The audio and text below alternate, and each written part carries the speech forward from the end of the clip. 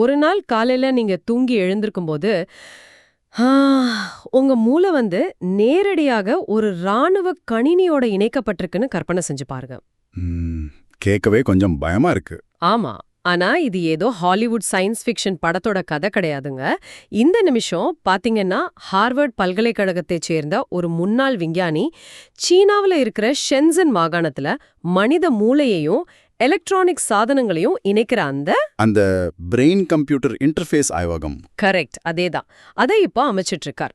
அதாவது தொழில்நுட்பத்துக்கும் உயிரியலுக்கும் உலகளாவிய போருக்கும் இடையிலான கோடுகள் முற்றிலுமா அழிஞ்சிட்டு வர ஒரு காலத்துல நம்ம வாழ்ந்துட்டு இருக்கோம். உண்மைதான். இந்த மாதிரி ஆழமான சிலிர்ப்பான உலகத்துக்குள் உங்களை அழைத்து செல்லத்தான் த டீப் டைவ் நிகழ்ச்சிக்கு வரவேற்கிறோம். கண்டிப்பா.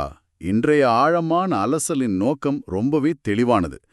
இப்போ சட்டம், சுற்றுச்சூழல், பொருளாதாரம், உள்கட்டமைப்பு, அப்புறம் எதிர்கால தொழில்நுட்பம், இந்த தளங்கள்ல நடக்கும் 21 மிக முக்கியமான நிகழ்வுகளை நாம வெறுமனே செய்திகளா மட்டும் பார்க்க போறதில்ல. ஆமா, ஏன்னா செய்திகள் எல்லா இடத்துலயும் கிடைக்குது. எக்ஸாக்ட்லி. ஒன்றுக்கொன்று தொடர்பில்லாதது போல் தோன்றும் இந்த நிகழ்வுகள் எப்படி ஒரே சங்கிலியால் பிணைக்கப்பட்டிருக்கு அப்படிங்கிற அந்த எப்படி, ஏன் என்ற வழிமுறையை தான் நாம உடைத்து பார்க்க போறோம். இது உங்களுக்கு ஒரு விரிவான வழிகாட்டியாக இருக்கும். அந்த மனித மூளை ஆராய்ச்சியை பற்றி நாம நிகழ்ச்சியோட முடிவுல ரொம்ப ஆழமா பேச போறோம். ஆனா அதுக்கு முன்னாடி அரசுக்கும் ஒரு தனி மனித உடலுக்கும் இடையிலான எல்லைக்கோடு பற்றி பேசலாம்னு நினைக்கிறேன். ஓ, அந்த எம்டிபி ஆக்ட வழக்க சொல்றீங்களா? ஆமாங்க. சமீபத்துல உச்சநீதிமன்றம் 15 வயது பாலியல் வன்கொடுமைக்காலான சிறுமியின் 30 வார கருவை கலைக்க அனுமதி அளித்தது. இதுல எய்ம்ஸ் மருத்துவமனை 24 வாரங்களுக்கு பிறகான கருக்கலைப்பு என்பது சிசு கொலைக்கு சமம் என்று சொல்லி ஒரு சீராய்வு மனு தாக்கல் செஞ்சாங்க. ஆமா. ஆனா உச்சநீதிமன்றம் அதை நிராகரிச்சிடுச்சு. இப்போ என் கேள்வி என்னன்னா, மருத்துவ அறிவியல் ஒரு முடிவைச் சொல்லும்போது சட்டம் ஏன் உள்ளே நுழைந்து அதை மாற்ற வேண்டும்? அதாவது மருத்துவ கருக்கலைப்பு சட்டத்தின்படி பொதுவாக 24 வாரங்கள் வரைதான் கருக்கலைப்புக்கு அனுமதி உண்டு. எய்ம்ஸ் மருத்துவர்களோட வாதம் என்னன்னா, 24 வாரங்களுக்கு பிறகு அந்த சிசுவுக்கு உயிர் வாழும் தகுதி வந்துவிடுகிறது அப்படிங்கிறது தான். அவங்க ஒரு உதாரணமும் சொன்னாங்க. இதற்கு முன்னாடி 23 வாரங்களில் கருக்கலைப்பு செய்யப்பட்ட ஒரு குழந்தை உயிருடன் பிறந்து இப்போ எய்ம்ஸ்ல வென்டிலேட்டர் உதவியுடன் வாழ்ந்து வருவதை சுட்டிக்காட்டினாங்க. ஒரு மருத்துவரா அவங்க பார்ப்பது அந்த சிசுவின் உயிரியல் ரீதியான வாழ்வை மட்டும்தான். ஆனால் நீதிமன்றம் அதைவிட ஒரு பரந்த சமூக உளவியல் பார்வையை கொண்டிருக்கிறது. இப்போ எனக்கு இங்க ஒரு ஓமை தான் ஞாபகத்துக்கு வருது. ஒரு வீட்ல மின்சாரம் கசிந்து தீப்பிடிக்கும் போது சர்க்கியூட் பிரேக்கர் தானாவே மொத்த கரண்ட்டையும் கட் பண்ணிடும் இல்லையா? ஆமா, சேஃப்டிக்காக. அதே மாதிரி தான் எய்ம்ஸ் மருத்துவர்கள் மருத்துவ பார்வை அப்படிங்கிற அந்த வயர்களை மட்டும் பாக்குறாங்க. ஆனா உச்சநீதிமன்றம் ஒரு சர்க்கியூட் பிரேக்கர் மாதிரி செயல்பட்டு அந்த சிறுமியின் வாழ்நாள் வலி என்ற முழு வீட்டையும் காப்பாற்ற பாக்குறது. ரொம்ப அழகான ஒப்பீடு. தலைமை நீதிபதியும் ரொம்ப தெளிவா சொல்லிட்டார், அரசுக்கும் குடிமக்களுக்கும் இடையிலான போராக இதை மாற்ற வேண்டாம் அப்படின்னு. ஆமா, நிறுவனங்கள் தங்களின் விதிகளுக்குள் மட்டுமே சிந்திக்கின்றன. அதனாலதான் மைனர் சிறுமிகள் பாதிக்கப்படும் போது அந்த 24 வார காலவரம்ப நீக்க சட்ட திருத்தம் கொண்டு வர வேண்டும் என்று நீதிமன்றம் வலியுறுத்தியது. சட்டத்தின் நோக்கம் மக்களை காப்பதுதானே தவிர தார்மீக சிலுவைகளை அவர்கள் மீது சுமத்துவது அல்ல. எக்ஸாக்ட்லி. இதே மாதிரி ஒரு அறநெறிக்கும் மருத்துவத்துக்கும் இடையிலான போராட்டம் தான் மூளைச்சாவு சான்றிதழ் விஷயத்திலும் நடக்குது.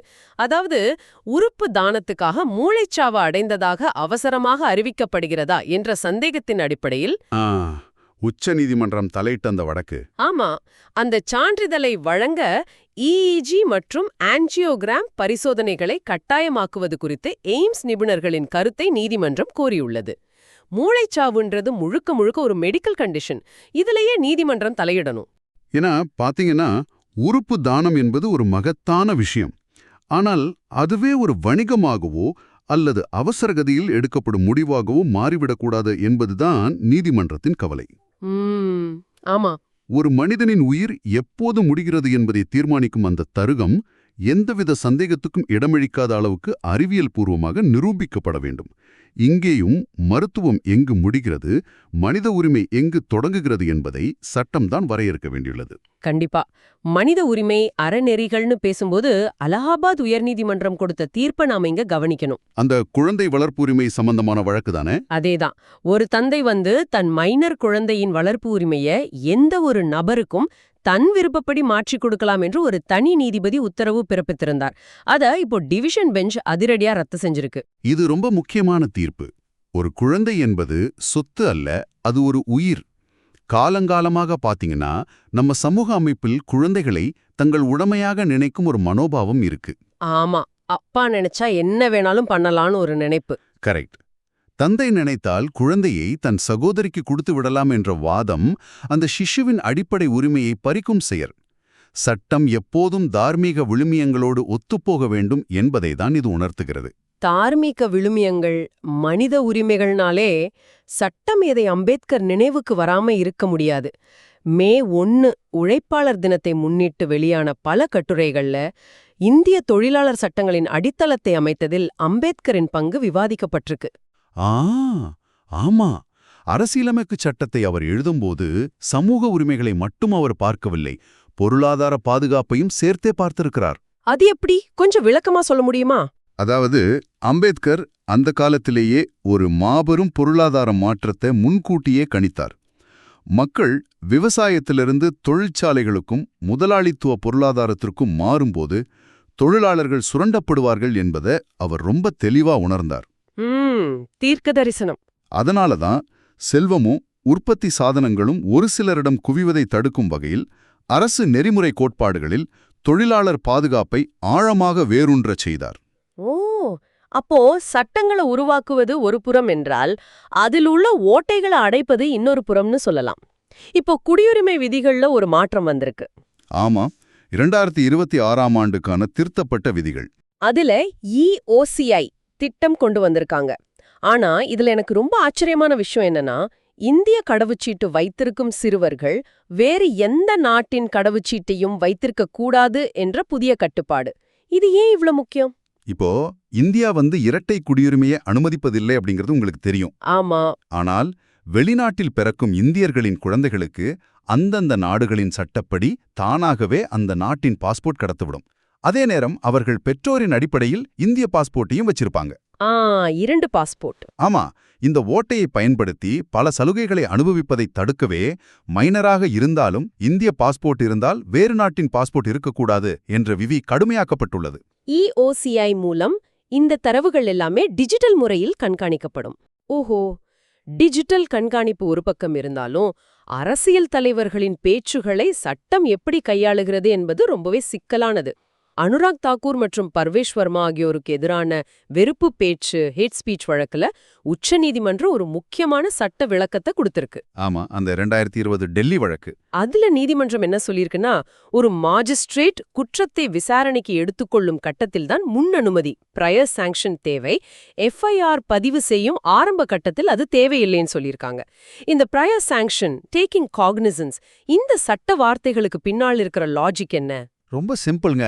FIR என்பது வெறும் தகவல் தான். ஒரு காவல்துறை அதிகாரி தன்னிடம் வரும் புகாரை அப்படியே பதிவு செய்யறது. அதுக்கு எந்த முன்னனுமதியும் தேவையில்லை. சரி.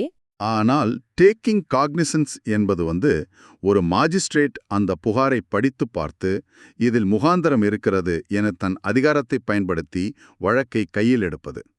அரசியல் தலைவர்கள் மீதான வழக்குகளில் மாஜிஸ்ட்ரேட் இப்படி வழக்கை கையில் எடுப்பதற்கு முன்பு அரசிடம் முன் அனுமதி பெற வேண்டும் என்பது குற்றவியல் நடைமுறை சட்டம். அப்போ நீதித்துறையின் செயல்பாட்டுக்கும் நிர்வாகத்துறையின் அதிகாரம் தொடங்கும் இடத்துக்கும் உள்ள வித்தியாசத்தை நீதிமன்றம் தெளிவுபடுத்தியுள்ளது. அப்படிதானே?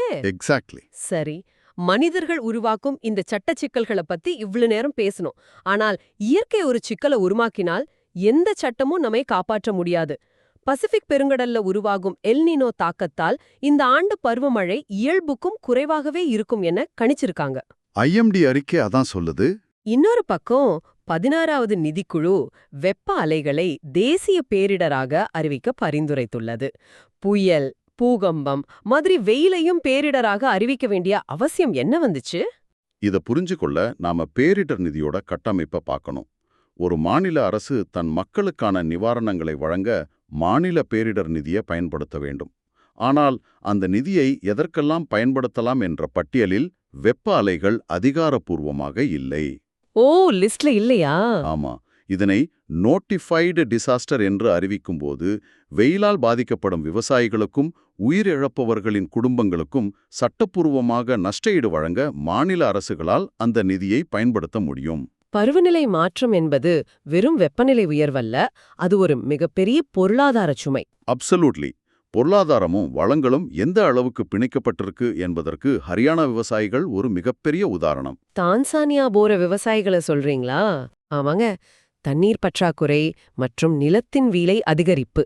அதாவது இங்க 1 ஏக்கர் 1 கோடி வரை ஆகுது. இதனால பல ஹரியானா விவசாயிகள் ஆப்பிரிக்காவில் உள்ள தான்சானியா நாட்டில் விவசாய நிலங்களை குத்தகைக்கு எடுக்கின்றனர். சோம்வீர் கசோலா போன்ற விவசாயிகள் அங்கே 65 ஏக்கரை 99 வருடங்களுக்கு வெறும் 15 கோடிக்கு எடுத்திருக்காங்க. இத பார்த்தா நமது விவசாயத்தின் அவுட்சோர்சிங் என்று சொல்லலாமா?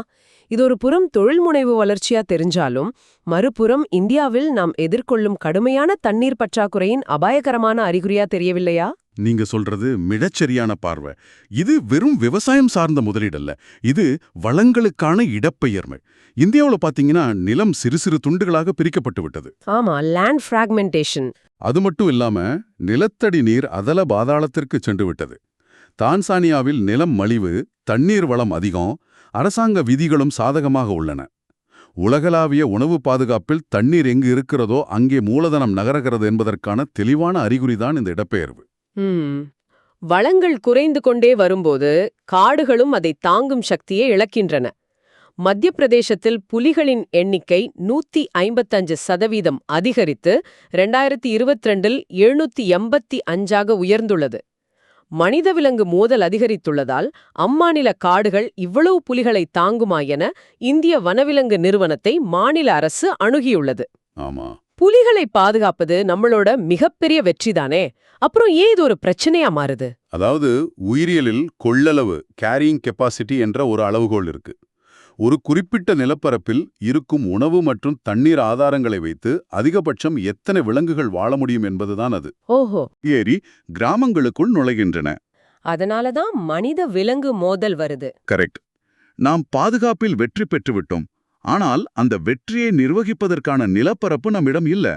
நிலப்பரப்பை நிர்வகிக்க நமக்கு வலுவான உள்கட்டமைப்பு தேவை. அதுல ஒரு மாபெரும் சாதனை, ஜம்மு ஸ்ரீநகரிடையே முதல் வந்தே பாரத் ரயில் சேவை தொடங்கப்பட்டுள்ளது. -10 டிகிரி குளிரிலும் இயங்கும் வகையில் இது வடிவமைக்கப்பட்டுள்ளது.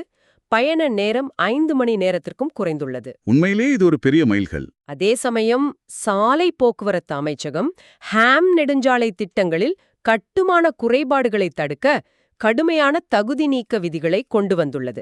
நிறைய பேருக்கு இந்த ஹாம் அப்படின்னா என்னன்னு தெரியாது. இந்த விதிகள் ஏன் இவ்ளோ கடுமையாக்கப்படணும்?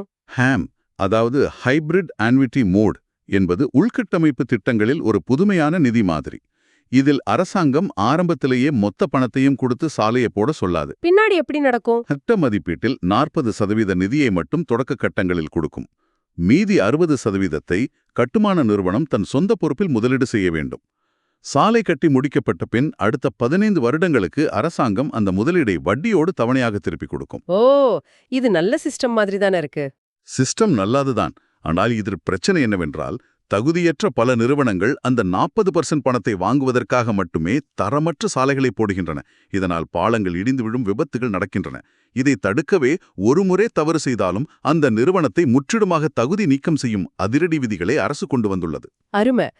உள்கட்டமைப்புல அரசாங்கம் இவ்வளவு முதலீடு செய்யும்போது உள்நாட்டு எரிசக்தி மானியங்களை ஏன் வெட்ட பாக்குறாங்கன்னு ஒரு கேள்வி வருது. குழாய் வழி எரிவாயு PNG இணைப்பு பெற்றவர்கள் சமையல் எரிவாயு LPG சிலிண்டர்களை ஒப்படைக்க வேண்டுமென்ற அரசின் உத்தரவு வந்து 1.5 மாதங்கள் ஆகியும் வெறும் 43,000 பேர் மட்டுமே LPGயை திரும்ப அளித்துள்ளனர். ஆமா, அரசாங்கம் ஏன் இதை இவ்வளவு வற்புறுத்துகிறது? மக்கள் ஏன் கொடுக்க தயங்குறாங்க? நுகர்வோர் பார்வையில பாத்தீங்கன்னா 2 இணைப்புகளையும் வைத்திருப்பது அவர்களுக்கு ஒரு பாதுகாப்பு உணர்வை தருகிறது. கேஸ் தீர்ந்துட்டா சிலிண்டர் யூஸ் பண்ணிக்கலான்னு ஒரு எண்ணம். ஆனால் மேக்ரோ பொருளாதார பார்வையில் அரசாங்கம் ஒரே வீட்டிற்கு 2 வகையான மானியங்களை வழங்குவது மிகப்பெரிய சுமை. அதிலும் குறிப்பாக இந்தியா தனக்கு தேவையான கச்சா எண்ணெயில் பெரும் அளவை இறக்குமதி செய்கிறது. இங்கதான் சர்வதேச புவிசார் அரசியலும் நம்ம வீட்டு சமையலறையும் முட்டிக்கொடுது. இப்போ ஈரானுக்கு எதிரான அமெரிக்காவின் ராணுவ தாக்குதல் திட்டங்கள் மற்றும் ஹார்முஸ் நீரிணை முடக்கத்தால் கச்சா எண்ணெய் விலை பீப்பாய்க்கு $126 உயரும் அபாயம் இருக்கு. ஆமா, அது ரொம்ப கிரிட்டிக்கலான இடம். இந்த ஹார்முஸ் நீரிணை அப்படிங்கிறது உலக கச்சா எண்ணெய் விநியோகத்துல ஒரு மிக முக்கியமான தொண்டை பகுதி, சோக் பாயிண்ட் இல்லையா? இதனால இந்திய ரூபாய் வரலாறு காணாத வகையில் டாலருக்கு நிகராக 95.34 வீழ்ச்சியடைந்துள்ளது. எண்ணெய் விநியோகம் தடைபடும் என்ற அச்சத்தில் விலை ஏறிவிடுகிறது. இந்தியா அதிக விலை கொடுத்து எண்ணெயை வாங்கும்போது நமக்கு பல்லாயிரக்கணக்கான டாலர்கள் தேவைப்படுகிறது. சந்தையில டாலருக்கான தேவை அதிகரிக்கும் போது இயல்பாகவே நமது ரூபாயின் மதிப்பு சரிகிறது. கரெக்ட். ஒரு நிமிஷம், இந்த இடத்துல கணக்கு இடிக்குதே. நான் உங்களை கொஞ்சம் குடைய போறேன். அரசாங்க தரவு என்ன சொல்லுதுன்னா, ஏப்ரல் முதல் பிப்ரவரி வரை இந்தியாவுக்கான அந்நிய நேரடி முதலீடு FDI $88 பில்லியன் கடந்துள்ளது. இது 90 பில்லியனை தாண்டும்னு சொல்றாங்க. இவ்ளோ பில்லியன் டாலர்கள் வெளிநாட்டு முதலீடா இந்தியாவிற்குள் வரும்பொழுது நமது ரூபாயின் மதிப்பு ஏன் இவ்ளோ மோசமாக சரிகிறது? மிகச்சிறந்த கேள்வி. இதை தெளிவாக புரிந்து கொள்ள நாம் FDI மற்றும் FPI ஆகிய இரண்டுக்கும் உள்ள வித்தியாசத்தை பார்க்க வேண்டும். FDI என்பது நீண்டகால முதலீடு. அதாவது ஒரு வெளிநாட்டு நிறுவனம் இங்கு வந்து பல்லாயிரம் கோடிகளில் ஒரு கார் தொழிற்சாலையை கட்டுவது. ஓகே, அந்த பணம் உடனே சந்தைக்கு வராது, அது உள்கட்டமைப்பாக மாறிவிடும். எக்ஸாக்ட்லி. ஆனால் FPI அப்படிங்கிறது பங்குச்சந்தையில் போடப்படும் குறுகிய கால முதலீடு. இதை ஹாட் மணி என்று சொல்வார்கள். உலக அரங்கில் பதற்றம் அதிகரிக்கும் போது இந்த முதலீட்டாளர்கள் பாதுகாப்பான முதலீட்டை தேடி இந்திய பங்குச்சந்தையில் போட்ட பல பில்லியன் டாலர்களை ஒரே இரவில் எடுத்துக்கொண்டு வெளியேறுகிறார்கள். ஓ, அதான் பிரச்சனையா? ஆமா. ஏப்ரல் மாதத்தில் மட்டும் சுமார் 6.5 பில்லியன் FPI வெளியேறியுள்ளது. FDI உள்ளே வந்தாலும் FPI வெளியேறுவதும் எண்ணெய் இறக்குமதிக்கான டாலர் தேவையும் சேர்ந்துதான் ரூபாயின் மதிப்பை வீழ்த்துகின்றன. அப்போ பொருளாதார ரீதியா நாம ரொம்பவே சென்சிட்டிவான ஒரு நிலையில இருக்கோம். இத பேலன்ஸ் செய்யத்தான் இந்தியா தற்காப்பு ராஜதந்திரத்தை கையாளுகிறது. பாதுகாப்பை பொறுத்தவரை இந்தியா மற்றும் இத்தாலி இடையே இருதரப்பு ராணுவ ஒத்துழைப்பு திட்டம் கையெழுத்தாகியுள்ளது. ஆமா, அது 2026-27 ஆண்டுக்கான திட்டம். இன்னொரு பக்கம் வியட்நாம் அதிபர் டோலாம் இந்தியா வியட்நாம் விரிவான மூலப்போராய கூட்டாண்மையின் 10வது ஆண்டு நிறைவை முன்னிட்டு இந்தியா வருகிறார். இதெல்லாம் கடற்படை பாதுகாப்பை மையப்படுத்திய நகர்வுகள். கண்டிப்பா. ஏனென்றால் நமது அண்டை நாடுகளில் அச்சுறுத்தல்கள் நாளுக்கு நாள் அதிகரித்து வருகின்றன. குறிப்பாக பாகிஸ்தான் கடற்படை சமீபத்தில் சீனாவில் தயாரிக்கப்பட்ட அத்தியாதுனிக ஆயுதங்கள் கொண்ட ஹங்கோர் ரக நீர்மூழ்கி கப்பலை தனது படையில் இணைத்துள்ளது. சீனா பாகிஸ்தான் கூட்டணி இந்தியாவின் இருபுறமும் கடல்சார் அச்சுறுத்தலை ஏற்படுத்துகிறது. அதனால்தான் இத்தாலி மற்றும் வியட்நாம் போன்ற நாடுகளுடன் தொழில்நுட்ப மற்றும் உத்திசார் கூட்டணிகளை நாம் வலுப்படுத்துகிறோம். நீர்மூழ்கி கப்பல்கள், பீரங்கிகள், எல்லை பாதுகாப்பு இதெல்லாம் ஒரு காலத்துல தேசிய பாதுகாப்போட அடையாளமா இருந்துச்சு. ஆனா நாளைய போர்முனை என்பது கடலிலோ வானிலோ மட்டும் நடக்கப் போவதில்ல. அது கண்ணுக்கு தெரியாத இணைய உலகிலும் மனித மூளைகளிலும் தான் நடக்கப் போகிறது. இது நினைக்கும் போதே ரொம்ப திகிலா இருக்கு. ஆமா, சைபர் ஸ்பேஸ் தான் அடுத்த போர்க்களம். மேம்பட்ட செயற்கை நுண்ணறிவு, அதாவது AI அமைப்புகளால் இணைய பாதுகாப்பு அச்சுறுத்தல்கள் 89% அதிகரித்துள்ளன என்று இந்திய கணினி அவசர பதிலளிப்பு குழு CERT-இன் கடுமையான எச்சரிக்கையை வெளியிட்டுள்ளது. முந்தைய காலங்களில் ஹேக்கர்கள் என்ற மனிதர்கள்தான் சைபர் தாக்குதல்களை நடத்துவார்கள். அதற்கு நாம் பேட்ச் எனப்படும் தீர்வுகளை உருவாக்குவோம். ஆனால் இன்று AI தொழில்நுட்பம் தானாகவே புதிய தாக்குதல் முறைகளை கற்றுக்கொண்டு மனிதர்கள் சிந்திக்கும் நேரத்தை விட வேகமாக தாக்குதல்களை நடத்துகிறது. அரசுகளின் கட்டுப்பாட்டை மீறி தொழில்நுட்பம் தன்னிச்சையாக செயல்படத் தொடங்கிவிட்டது என்பதுதான் இது காட்டுகிறது. ஆமாங்க. நிகழ்ச்சியின் தொடக்கத்துல நாம பேசின அந்த மூளை ஆராய்ச்சி விஷயத்துக்கு இப்ப வருவோம். ஹார்வர்ட் பல்கலைக்கழகத்தின் முன்னாள் விஞ்ஞானி சார்ல்ஸ் லிவர் சீனாவிடமிருந்து பணம் பெற்றதை மறைத்ததற்காக அமெரிக்காவில் தண்டனை பெற்றவர். அவர் தற்போது சீனாவின் ஷென்சன் மாகாணத்தில் அந்த பிரெயின் கம்ப்யூட்டர் இன்டர்ஃபேஸ் ஆய்வகத்தை அமைத்துள்ளார். ASML நிறுவனத்தின் அதிநவீன இயந்திரங்களை பயன்படுத்தி அங்கு ஆராய்ச்சிகள் நடக்கின்றன. எனக்கு என்ன தோணுதுன்னா, இது ஒரு புதிய அணு ஆயுத போட்டி மாதிரி இருக்கு. ஆனா அணு ஆயுதங்களை எப்படி பயன்படுத்தணும்னு பல சர்வதேச ஒப்பந்தங்கள் இருக்கு. இதுல எந்த கட்டுப்பாடும் கிடையாது. அனைவருக்கும் ஒரு கொடிய ஆயுதத்தை கொடுத்துவிட்டு அதை எப்படி பாதுகாப்பாக பயன்படுத்துவது என்ற மேனுவலே கொடுக்காம விட்டது போல இருக்கு இல்லையா? அது ஒரு மிகச் சரியான ஒப்பீடு. இந்த தொழில்நுட்பத்தை சீனா மிலிட்ரி சிவில் ஃபியூஷன் என்ற உத்தியின் கீழ் கையாள்கிறது. அதாவது மனித மூளையின் செயல்பாடுகளை படித்து கணினியோடு இணைப்பது என்பது மருத்துவத்துறைக்கு பயன்படும் அதே வேளையில் அதை நேரடியாக ராணுவ நோக்கங்களுக்காகவும் பயன்படுத்த முடியும். ரொம்ப ஆபத்தான விஷயமா இருக்கே. கண்டிப்பா. ஒரு போர் விமானி தன் கைகளால் பட்டனை அழுத்துவதற்கு பதிலாக தன் எண்ணத்தின் மூலமாகவே ஏவுகணையை செலுத்தும் அளவுக்கு தொழில்நுட்பம் வளர்ந்து விட்டது. மனிதனின் அறிவாற்றலையே ஒரு ஆயுதமாக மாற்றுவதுதான் இதன் நோக்கம். இந்த ஆழமான அலசலின் இறுதி பகுதிக்கு நாம வந்துட்டோம். இன்று நாம் பார்த்த விஷயங்கள் எல்லாமே ஒன்றுக்கொன்று ஆழமான தொடர்புடையவை. ஒரு சட்டம் மனித உரிமையை பாதுகாக்கிறது, உள்கட்டமைப்புகள் பொருளாதாரத்தை இயக்குகின்றன, சர்வதேச அரசியல் நமது சமையலறை கேஸ் சிலிண்டர் வரை தாக்கத்தை ஏற்படுத்துகிறது, மற்றும் தொழில்நுட்பம் மனிதன் என்ற வரையறையையே முற்றிலுமாக மாற்றியமைக்கிறது. கரெக்ட். இந்த 21 நிகழ்வுகளையும் ஒரே புள்ளியில் இணைத்து பார்க்கும்போது நாடுகள், வளங்கள் மற்றும் தொழில்நுட்பம் எவ்வாறு பிரிக்க முடியாத அளவுக்கு பின்னி பிணைந்துள்ளன என்பது தெளிவாக புரியும். ஆமா, இந்த தகவல்களை வெறும் செய்திகளாக பார்க்காம அதன் பின்னால் இருக்கும் ஏன், எப்படி என்ற காரணங்களை அலசியது உங்களுக்கு ஒரு பரந்த 360 டிகிரி பார்வை அளித்திருக்கும் என நம்புகிறோம். கண்டிப்பா யுபிஎஸ்சி தேர்வர்களுக்கும் இது ரொம்ப உதவியா இருக்கும். விடை பெறுவதற்கு முன் உங்களுக்கான அந்த இறுதிச் சிந்தனை. நாம் இதுநாள் வரை தேசிய பாதுகாப்பு என்றால் நமது புவியியல் எல்லைகளை பாதுகாப்பது, ராணுவத்தை பலப்படுத்துவது என்று மட்டுமே நினைத்துக் கொண்டிருந்தோம். ஆனால் சீனா தனது குடிமகள் மூளை ஆராய்ச்சியை ராணுவ நோக்கங்களுக்காக பயன்படுத்துகிறது, மறுபுறம் AI தன்னிச்சையாக இணைய தாக்குதல்களை நடத்துகிறது. அப்படியானால் எதிர்காலத்தில் தேசிய பாதுகாப்பு என்பது நமது எல்லைகளை பாதுகாப்பது மட்டுமல்ல, குடிமக்களின் எண்ணங்களையும் மூளை நியூரான்களையும் வெளிநாட்டு தொழில்நுட்ப ஊடுருவலிலிருந்து பாதுகாப்பதாக மாறுமா? இதை சற்று சிந்தித்துப் பாருங்கள். மீண்டும் அடுத்த அலசலில் சந்திப்போம்.